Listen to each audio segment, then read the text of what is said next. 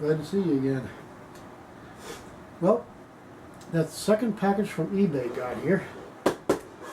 So we're going to do another unboxing. And the 5-gun rack from Amazon is right there, put together. But I can't find my 2 stud locators to, you know, find the nails in the studs so you can know where to drill the holes and all that. Because just sheetrock isn't going to hold 10 rifles that are 5, 6, 7 pounds a piece. Scope and all that, you know. So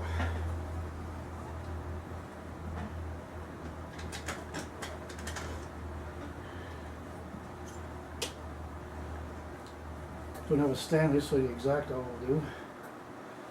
Number 1 handle, number 1 blade, although I think it's a number 2 that's got the blade is shaped like the end of a machete. So it's kind of rounded up, so it's easier for slicing. Got little micro saws too, real tiny teeth. That's about that long. Used to use the micro saws for cutting model car parts out of those molding trees and other little things for working on cars or guns or whatever. So that was real handy. Let's see if we can open the end of it, this box, like we did the other one Tuesday. That was yesterday, kind of thing. Oh, and by the way, thanks for the 122 plus views in a little over a day for that first eBay unboxing video. Really appreciate that you guys enjoyed that. That and the 760 V1 video, then to now. Everybody loved that. It's like a little format change might be in order here to kind of work with that and still get all the details in step by step, which is kind of hard to do when I'm trying to show you guys how to do all this stuff.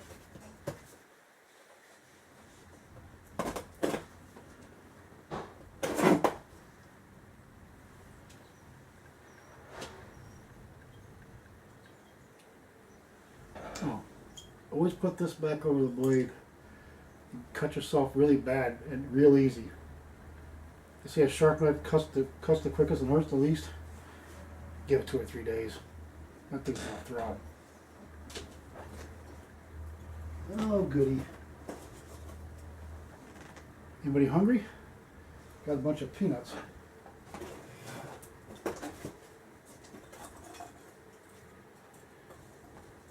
Oh lordy lordy. That's unusual. This is the first time in a couple of years I've seen somebody use packing peanuts in these boxes from like eBay, Amazon, or whatever.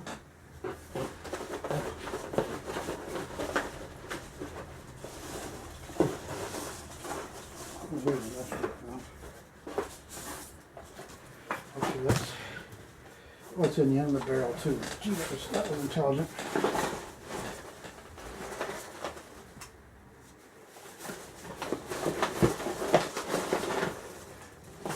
Oh geez, I pulled the fucking barrel right out of it. It's got BBs in it and everything. Look at that.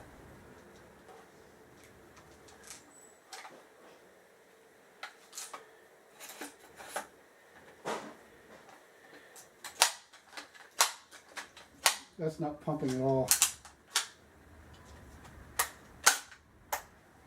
Trigger works though.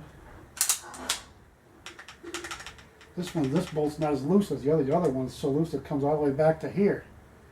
So that's not going to hold gas.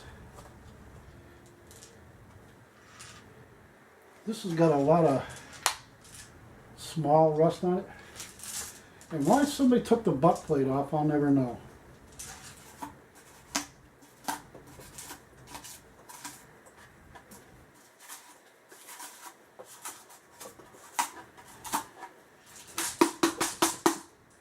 Oh, I can get that shit out of there.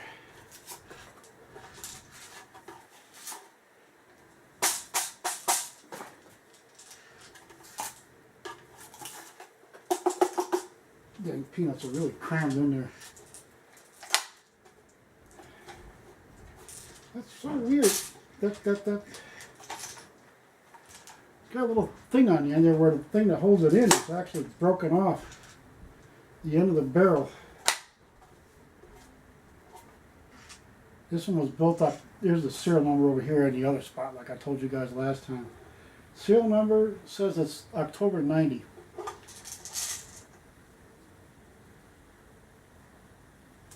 Copper plated BBs in the reservoir right there.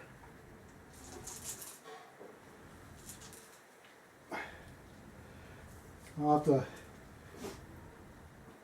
have to find something to lock that barrel into the little blocky thing that's got screw holes on both sides that goes in or fits in there one way or another. And it's chipped right there if somebody over tightened it.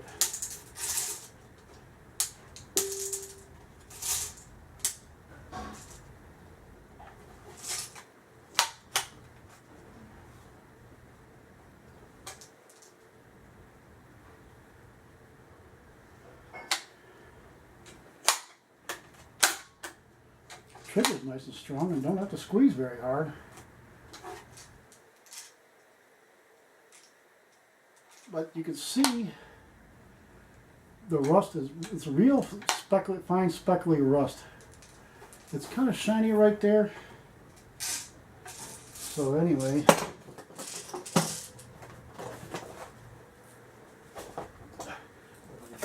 darn thing somewhere out of the way.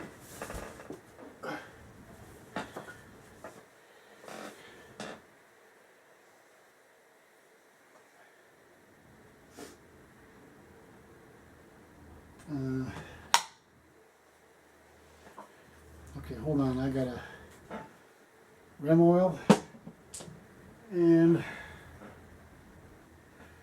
pellet gun oil for the inside.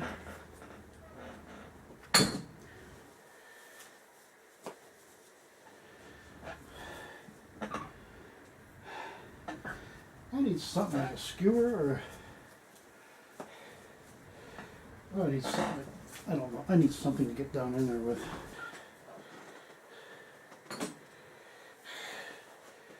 Okay, I use this for pushing the valves out of the gas tube or pump tube, stuff like that. The thing is really handy for stuff like that.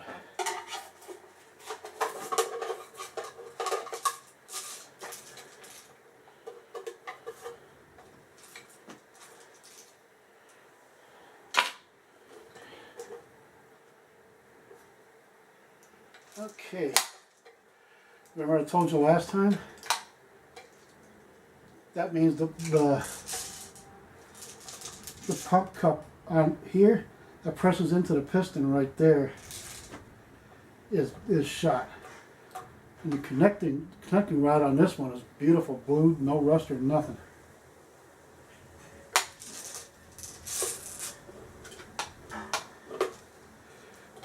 Gas tube's loose too, so if something's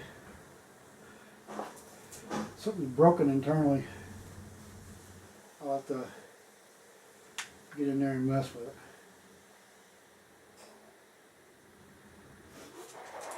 But anyway, you know what, let's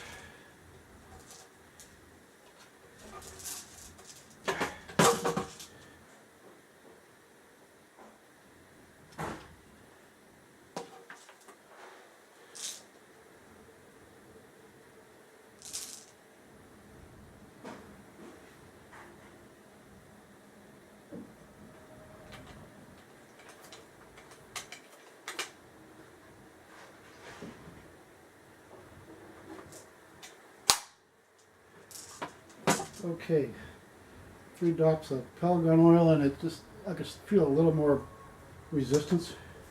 I don't know though. But the thing that anchors the barrel back here, this little plastic thing that the knurls I showed you on the inside of the barrel presses into. Well, that thing's loose, so I'm going to have to. Oh, that's crooked. It is pressing back in, but the sights are going that way. Okay, well, I can fix that.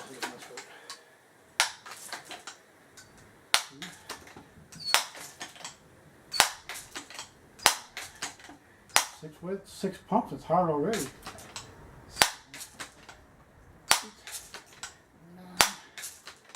10. Yep, crooked. Blew little styrofoam beads out of the barrel. That's sort of funny. Okay, now we gotta see that little knurled thing. That goes in that plastic thing that's screwed in back in here someplace. When I go to put the 760D back together, I'll show you what I'm talking about. But that one's crooked, only it won't come out. I didn't want to damage the barrel trying to, you know.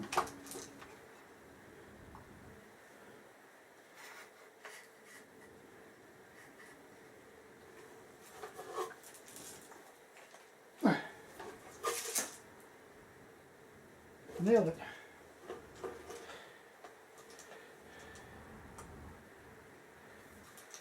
Lift up the rear side a little bit. Oh, speaking of that, this little black plastic wedgie thing right there. There's a guy on eBay who's got a ton of them things. They're like $2.99 a piece. So if you need them, go on eBay and search Crossman air rifles, and you'll find a guy that's selling these things that you adjust the rear sight with, the elevation.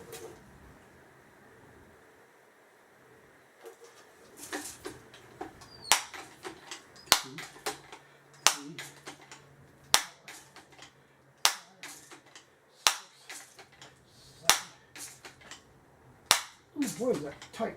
Damn. That's the first one where you get up to 6 pumps and up to 8 or 10 pumps. That thing is getting really firm. Excellent. You know what?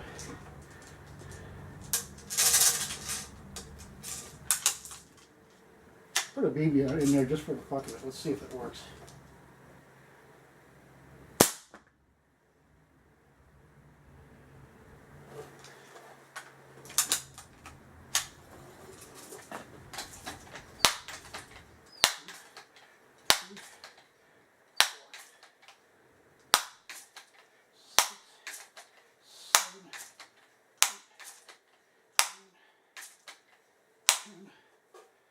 Let's try another BB here.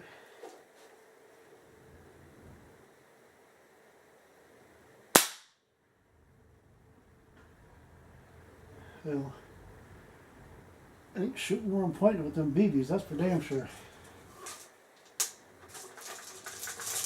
You pull a little switch down and hold it up like this because the magazine is right here and there's a magnet in the end of the bolt probe.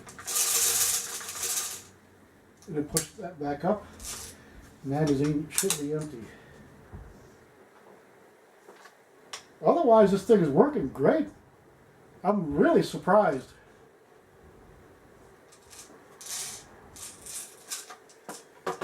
Okay, ladies and germs, let's get this thing cleaned up, shall we? But first I think I'm going to empty the memory card. I only get 26 minutes. And then the camera automatically shuts off, so I got to empty the memory card because it's got an internal footage counter too. That I lost. That's how I lost the end of the last video. Got to think about this stuff all the time with these dang Canon PowerShot cameras. And this one is the XL500 IS 2012 version. So we'll be right back. Backing in, let's take up where we left off so we can shoot more minutes of footage without losing any. Odd thing I found about these Canon PowerShot cameras, I don't know if you other guys' digital cameras are like that, but the doggone thing, once it doesn't have a counter and a warning thing that tells you when the memory card's getting full. It goes back and starts erasing what you did first to keep putting more stuff in. That's one thing I've definitely learned the hard way at my son's wedding too. Dang, I had at least an hour of footage and a ton of pictures, and you know. So bear that in mind.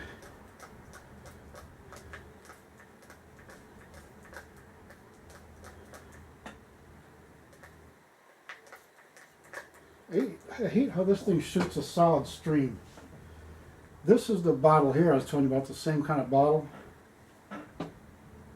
Same pump sprayer. But this one shoots a mist. That one shoots a stream. So I'm going to take the pump and everything out of this one when it's empty and put it on that one. That's the one I was telling you about in the last video. I happened to show you.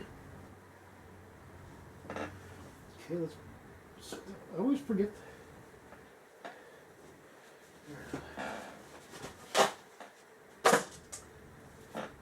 Magazine racks are down there handy for putting other things in the man cave. Besides, I like that natural toned wicker. Oh, come on, everybody, shut up and leave me alone.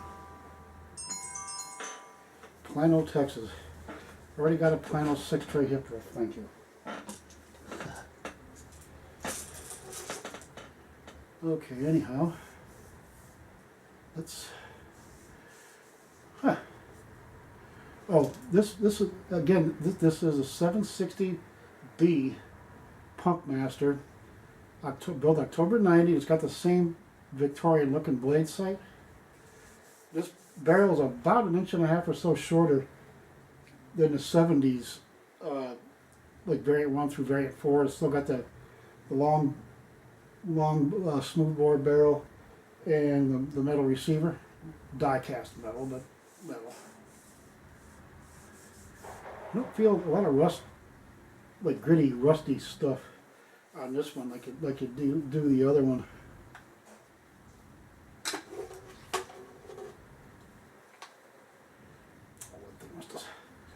Patch ones that keep slipping out of my hand.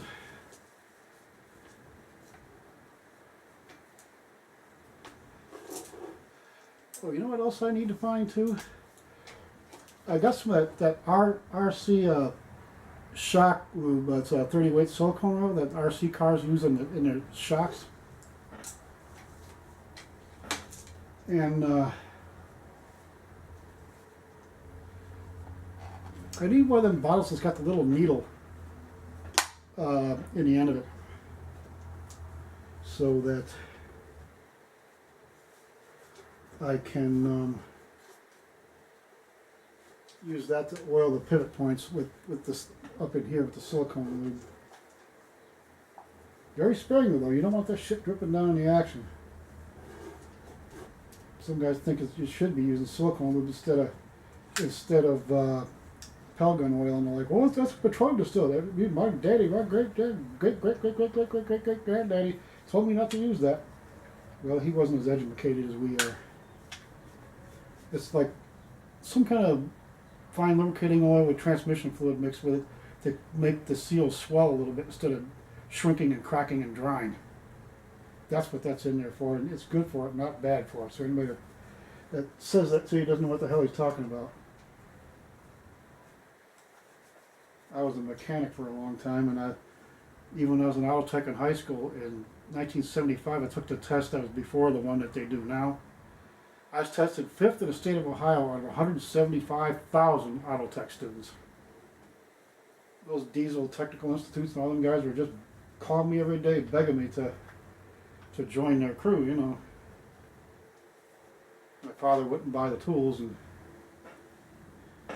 I didn't have a job. I couldn't afford them myself, you know. Oh, I can't find where to set the damn thing now. There we go. Oh, come on. Let that soak in for a second. The pump tube looks a little bluer than the barrel. Oh, by the way, here's what that clean patch looks like now.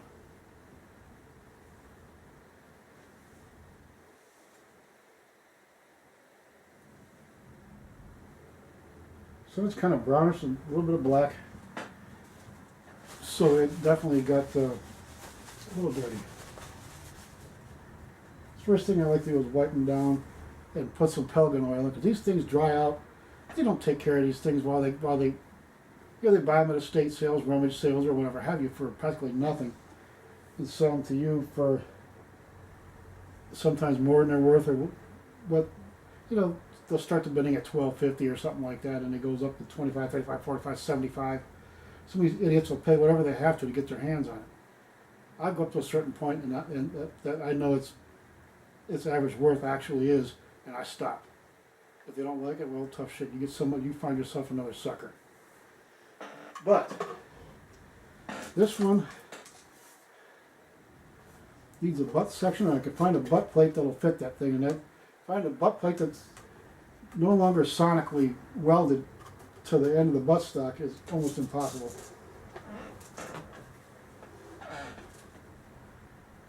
Okay. Let's look at the crown of the barrel. The crown of the barrel's not bad. Could be better, but not bad.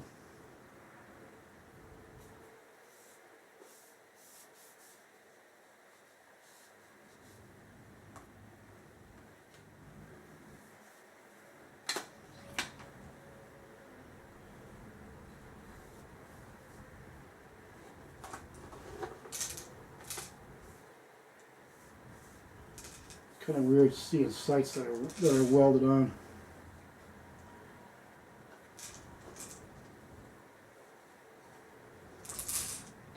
Back of the barrel there looks nice. Like you can see the pump tube looks a little bluer than the barrel. The barrel's got a lot of real fine rust pitting on it.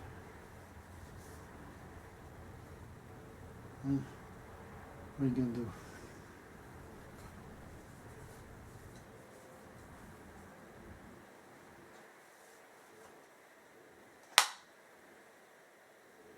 Just got it all cleaned off that pump tube though. Let that sit on there, and might just be able to, after a while, wipe it enough to not have to re-blue it. So I can just change the buttstock. Find one where the color matches real nice,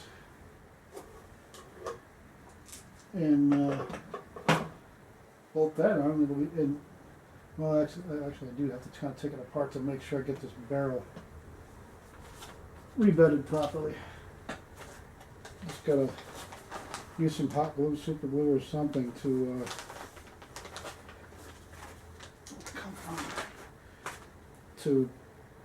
anchor it in that plastic thing again that bolts it into place.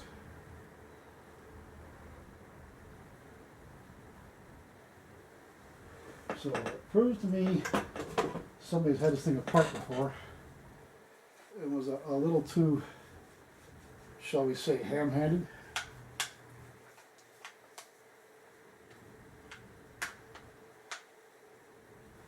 Also, that kind of bolt is made just like the one on the Remington Nylon 66. I've got the Kmart version over there called the Mohawk 10C. Exact same thing.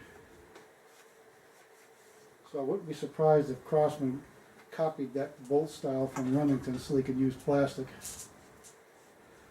And the Mohawk 10C uses 22 long rifle because it's a semi-automatic with a 10-shot clip, which is factory, by the way.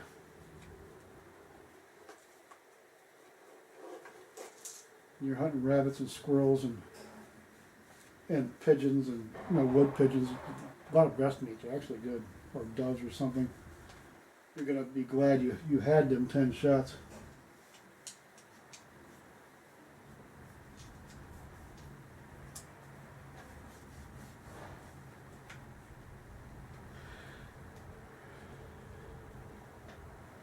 Okay.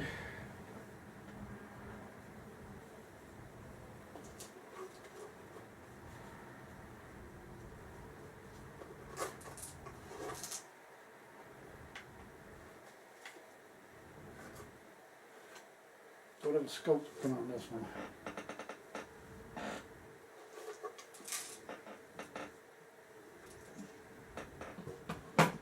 So here are the patches I dried the oil back off it with, and I got some more dirt. You can see that's kind of brownish, like dirty, rusty sort of color.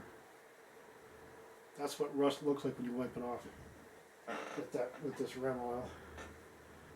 It's a little dirty, just mostly just sort of wet. Yeah, whatever.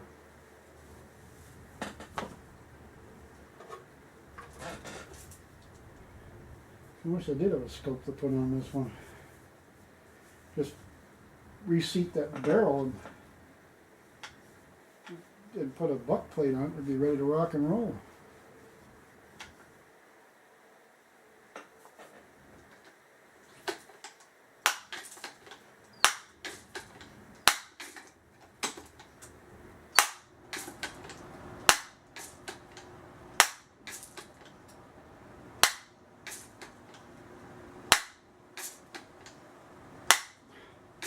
I hate to hunt this thing all day. That is tight. How the hell they get that thing so where it's coming apart and after supposedly being resealed, you know.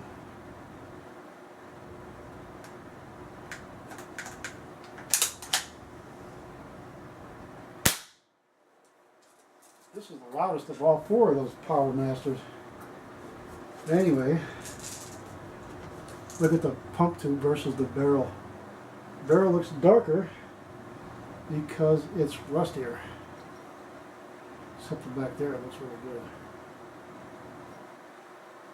Somebody bent the sight down too far too. Have to play around with the angle on that.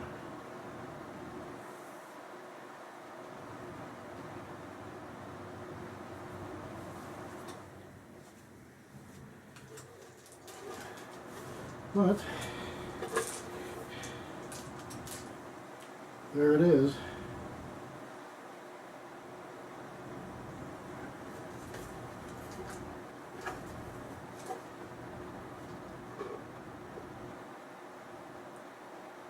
Bad.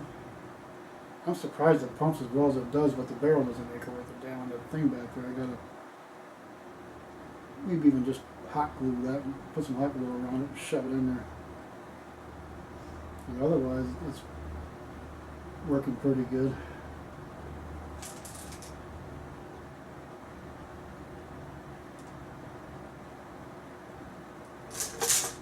Oh.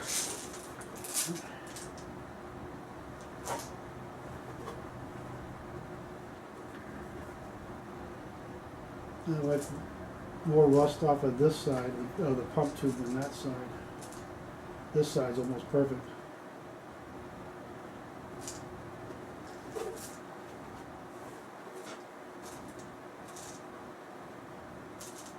And these barrel band and pump tube cap are plastic on these as well. The earlier ones, the variant 4 and the variant 1 there were some kind of die-cast metal. And before July 75, there's two numbers stamped in the end cap of the metal ones. Like 60 meant June 1970. Or the variant 4 over there with 177 or 17, that meant January 77. Stuff like that. After July 75, they started putting a serial number here, or like over here, where the first two or three, maybe 3 or 4 digits, depending on a single digit or double digit month, was your build date code.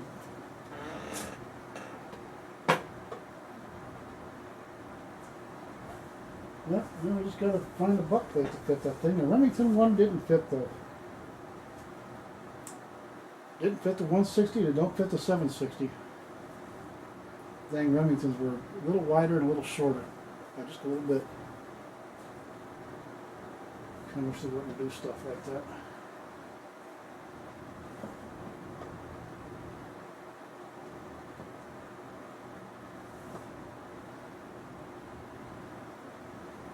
Dirt.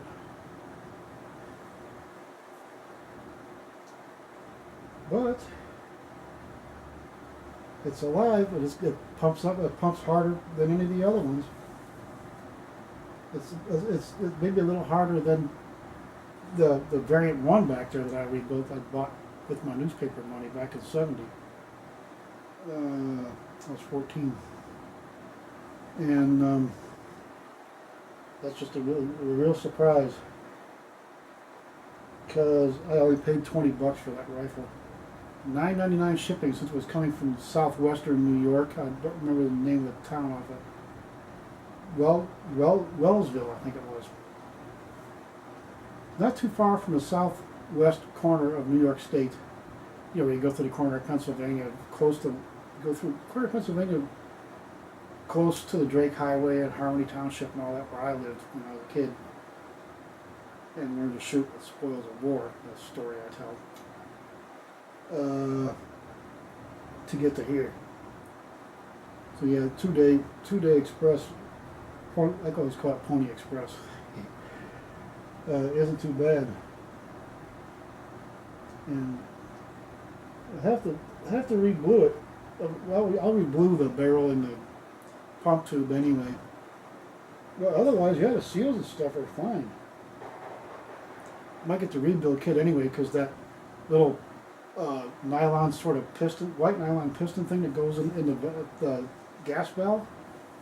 The stock one is like about that long. The replacement is only about that long. It allows more gas in it, gas volume to pump, so it should make it shoot even harder. Unless somebody's got that in there already. I might buy one kit. If this one don't need it, I can use it on the other one, which definitely needs it. This one sits. I have to read again. He might have said that this one was resealed once already. Baker might even have done it. He's like 2 hours west-southwest of me. Like south of Toledo and Sandusky and all of that. He's down in there somewhere. I don't remember the name of the town. Pretty good 2-hour ride anyway. But yeah, that thing, looking better all the time.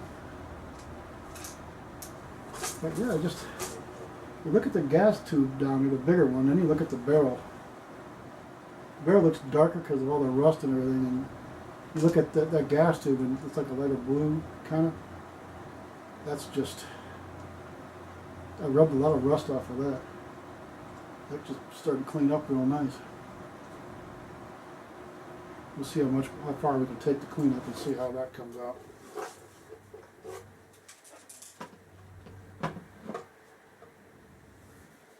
Well, there we are with that one. We'll revisit that as I get some more money and tax comes in. I will be buying a Remington 725 VTR. Since Remington was going bankrupt, Crosman was making their air rifles for them from the start, however long it's been. Anyway, they bought out all the rights to the Remington air rifles, so now Crosman is selling the 725 VTR. Nice rifle. It's the same barreled action as the Benjamin back there, the one with the big barrel shroud. That's the NPXL 725, the 25 Magnum. And the Remington uses that barreled action hot rodded and put it in their 7mm Magnum 783 stock. So it's a Remington 7mm Magnum stock with the hot rodded 725 barreled action in it. And it still includes the welded Weaver rail, the Weaver version of the Picatinny rail. The Picatinny rail has a larger distance between slots, center to center, you know. That's the difference between a Weaver rail and a Picatinny rail. And you can use Hawk Weaver mounts on there with great success. That's awesome. I really love that. That's why on the 760 version 1 back there, I got 2.5-inch MOE Picatinny rails from, I think it was brownells.com, I'm almost sure, to customize the receiver on the old Crosman to take the Picatinny rails to mount the scope on with. Just a Simmons 4x32, which is fine for the distance these, 10, 15, 20 yards these things shoot accurately. And the Picatinny rails will nail it to the spot. And it's all good. So, good Lord willing, the creeks don't rise. We'll see you again.